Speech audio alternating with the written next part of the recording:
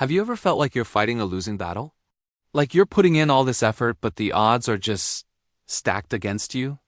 I want to tell you a story that completely changed how I think about effort, success, and what it truly means to win at life. It's the story of Prince Mahajanaka. Imagine this. You're on a ship and it sinks in the middle of the vast open ocean. No land in sight, no rescue coming. What do? Most would give up, but not Mahanaka. He starts swimming. For 7 days and 7 nights, he keeps swimming, with no guarantee of survival. Why? Because he understood a profound truth. Effort has its own value, independent of the outcome. He wasn't just hoping for a miracle. He was engaging in right effort. Hope without action is just a wish, but action without attachment to the result? That's wisdom. A goddess, seeing his relentless effort, appears and asks him why he keeps trying when there's no hope. He simply replies, "I will strive as long as I have strength." To do one's part is the duty of a human being. This powerful mindset is the first major lesson from his journey. It's about showing up and doing the work, even when success seems statistically impossible. Miraculously, he is rescued and, through a series of fateful events, becomes the king of a great kingdom. He has everything anyone could ever want: power, wealth, a beautiful queen, and a magnificent palace. He's won the lottery of life, but here's where the story takes a fascinating turn. Even with all this success, Mahajanaka recognizes its impermanence. He sees that even the most perfect life, filled with worldly pleasures, doesn't eliminate the underlying nature of suffering and change. Winning the kingdom was an outer victory, but he knew the real prize was inner freedom. One day, while walking through his royal mango grove, he notices 2 mango trees. One is barren because it's in a public area and everyone picks its fruit before it can ripen.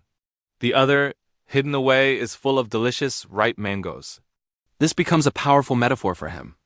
The life of a king, constantly pulled in 1,000 directions, is like the barren tree. A life of quiet contemplation, however, bears the sweet fruit of wisdom. This insight sparks his decision to renounce the throne. But it's crucial to understand why he does it.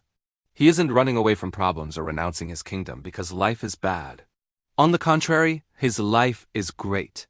He renounces it because he sees with perfect clarity the temporary nature of it all. True letting go doesn't come from frustration or failure. It comes from deep understanding.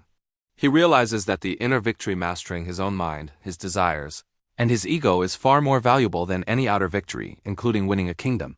Throughout this entire saga, from nearly drowning in the ocean, to ruling as a powerful king, to finally becoming a wandering ascetic, Mahanaka maintains an incredible sense of calm.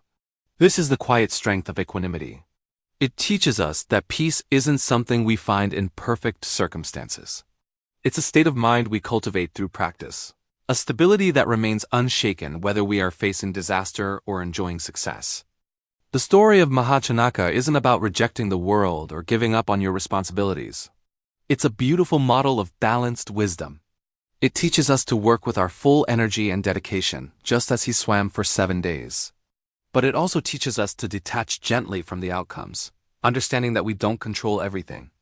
And finally, when insight matures, it teaches us to let go gracefully, recognizing that true freedom is found not in what we have, but in what we are willing to release.